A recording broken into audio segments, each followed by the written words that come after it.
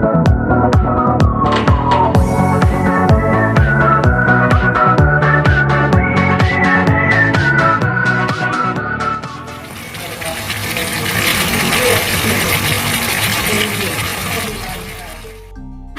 মাই dearest viewers, আসসালামু আলাইকুম। আমি রাহাতারা ফেরদৌস, সবাইকে ওয়েলকাম করছি হৃদয় ফেরদৌস খান চ্যানেলে এবং তার সাথে আরও আমন্ত্রণ করছি আমার চ্যানেলের একটা নতুন রাজকীয় শাহী বিয়েবাড়ি স্টাইল চিকেন রোস্ট রান্নার রেসিপি দেখার জন্য। এবার ঈদে যারা চিন্তা করছেন বিয়েবাড়ি স্টাইল রোস্ট রান্না করবেন, তাদের জন্য এই রেসিপি একদমই পারফেক্ট।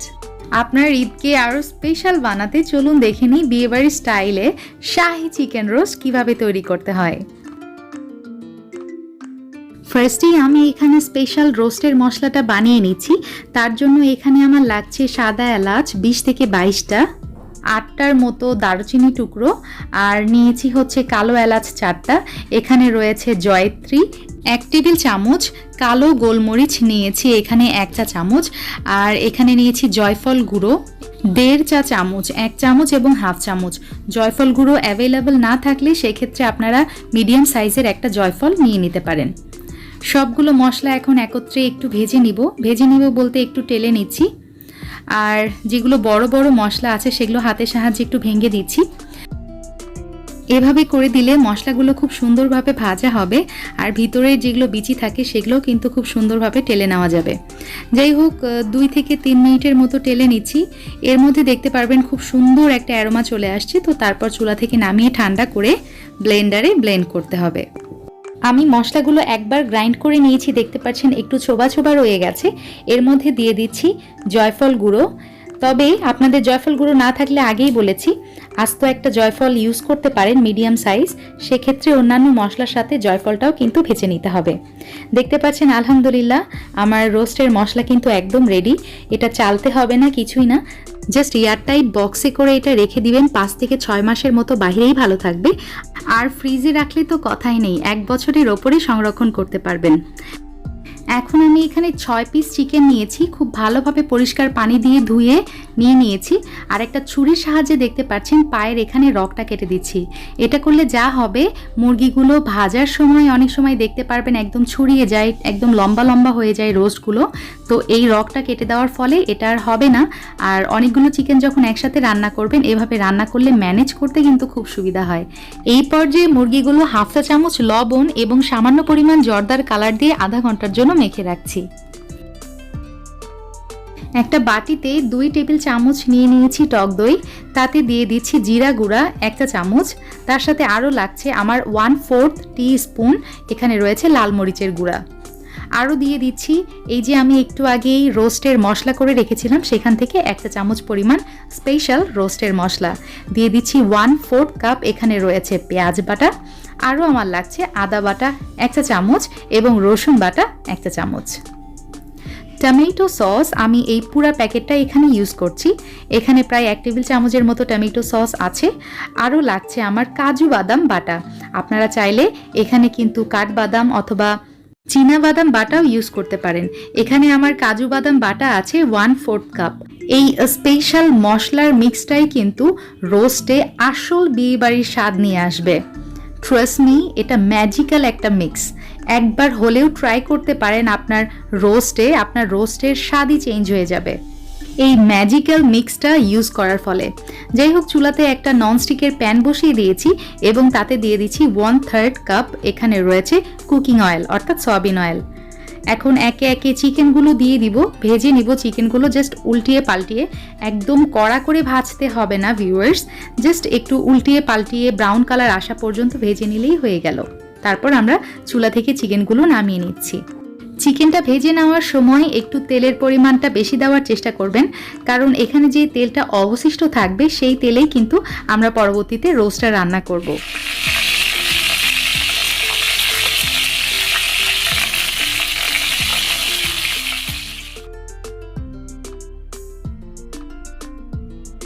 এখন ননস্টিকের প্যানে যে তেলটা অবশিষ্ট আছে সেখানে দিয়ে দিচ্ছি 1 টেবিল চামচ ঘি এবং 1/3 কাপ এখানে রয়েছে কুচি করে রাখা পেঁয়াজ। সো পেঁয়াজটা ব্রাউন কালার হলে আমি এটা বেরেস্তার জন্য তুলে নিচ্ছি। এই বেরেস্তাটা আমি পরবর্তীতে ইউজ করব, আপনাদেরকে দেখিয়ে দিব অবশ্যই। আর একই তেলে আমি আবারও 1/3 কাপ পেঁয়াজ ভেজে নিচ্ছি। ভেজে একটু পিঙ্কিশ কালার আসলে তারপরে আমি তাতে ইউজ করব ওই ম্যাজিক্যাল ইনগ্রিডিয়েন্টসটা, যেটা আমি সব মশলা একত্রে মিক্স করে রেখেছিলাম সেটা। অনেকের মনে এই পর্যায়ে কোশ্চেন আসতেই পারে 2বার কেন পেঁয়াজের বেরেস্তা করে নিতে হবে। কারণ হচ্ছে রোস্টের কালারটা সুন্দর আসার জন্যই কিন্তু মেইনলি এই কাজটা করা। আমি এখন এই মশলাটা খুব ভালোভাবে কষিয়ে নিব যতক্ষণ না পর্যন্ত তেল উপরে উঠে আসছে। যদিও এখনও তেল উপরে উঠে আসছে, তবুও কিন্তু আমার মশলাটা ভালোভাবে কষে নেওয়া হয়নি। আপনাদেরকে দেখিয়ে দিচ্ছি কোন পর্যায়ে আসলে বুঝবেন মশলাটা একদম পারফেক্টলি কষানো হয়ে গেছে। ভিউয়ার্স, এই পর্যায়ে আসলে আপনারা কিন্তু বুঝতে পারবেন মশলাটা একদম কষানো হয়ে গেছে আর একটুও মশলার মধ্যে পানি অবশিষ্ট নেই। এখন আমি যেটা করব, এই মশলার মধ্যে দিয়ে দিচ্ছি 1 কাপ পরিমাণ পানি এবং বলক ওঠা পর্যন্ত ওয়েট করছি। মশলার মধ্যে বলক চলে আসলে আমি ভেজে রাখা মুরগিগুলো মশলার মধ্যে দিয়ে দিচ্ছি এবং খুব ভালোভাবে উল্টিয়ে পাল্টিয়ে নিচ্ছি এবং এভাবে রান্না করব 5 মিনিট।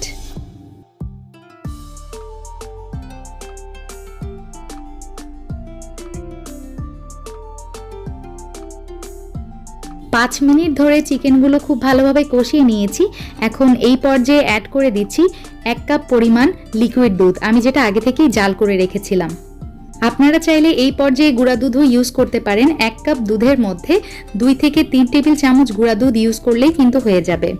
ঝোলটা একটু শুকিয়ে আসলে আমি আবারও এখানে 1/2 কাপ পরিমাণ পানি অ্যাড করে দিচ্ছি, তবে এখানে চাইলে আপনারা লিকুইড দুধও ইউজ করতে পারেন।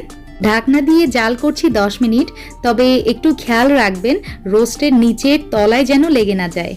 10 মিনিটের মতো জাল করে নেওয়ার পর এখন আমি দিয়ে দিচ্ছি 3 থেকে 4টা কাঁচামরিচ। কাঁচামরিচ কিন্তু আমি ভেঙে দিইনি। আরও লাগছে আমার রোজ ওয়াটার এবং কেওড়া ওয়াটার, এখানে আমি 1/2 চা চামচ করে দুটো ইউজ করেছি। আরও দিয়ে দিচ্ছি 1 টেবিল চামচ পরিমাণ ঘি এবং লাস্টে দিয়ে দিচ্ছি এখানে রয়েছে 1 চা চামচ চিনি। এই পর্যায়ে আপনারা লবণটাও চেক করে নিতে পারেন, লবণ কম হলে আপনাদের টেস্ট অনুযায়ী এখানে অ্যাড করে দিবেন। খুব ভালোভাবে সবগুলো উপকরণ মিলিয়ে নিব এবং ঢাকনা দিয়ে জাল করব 5 মিনিট। এই পর্যায়ে চুলার আঁচ কিন্তু আমার মিডিয়াম হিটে থাকবে। নামানোর আগে আগে আমি এখানে দিয়ে দিচ্ছি বেরেস্তা। ওই যে ফার্স্টে আমি বেরেস্তাগুলো ভেজে রেখেছিলাম সবটুকুই আমি এখানে ইউজ করছি। ঢাকনা দিয়ে আবারও জাল করব 5 মিনিট মিডিয়াম আঁচে, তারপরেই পরিবেশন করে নিচ্ছি আমার মজাদার বিয়েবাড়ির স্বাদের চিকেন রোস্ট। বিয়েবাড়ি স্টাইলে চিকেন রোস্টের রেসিপি ছাড়াও আমার চ্যানেলে কিন্তু আরও অনেক রকম রোস্টের রেসিপি রয়েছে, যেমন আস্ত রোস্টের রেসিপি, আর একটু ভিন্ন স্টাইলে দেখতে পাচ্ছেন এটা একটু রোস্টের রেসিপি। আরেকটা আছে আমার আম্মু স্পেশাল জামাই থালা, অথবা যে কোনো স্পেশাল গেস্টের জন্য ঈদে কিন্তু বানিয়ে ফেলতে পারেন, খুবই ইজি বানানো। আর আমার আম্মুর আরেকটা রেসিপি আছে, সেটা হচ্ছে 40 জন মানুষের জন্য রোস্টের রেসিপি, এবং আরও আছে স্পেশাল মোরগ পোলাও রেসিপি। সো ডেসক্রিপশন বক্সের সবগুলো লিঙ্ক আমি দিয়ে দিব, আপনারা চাইলে চেক করে নিতে পারেন।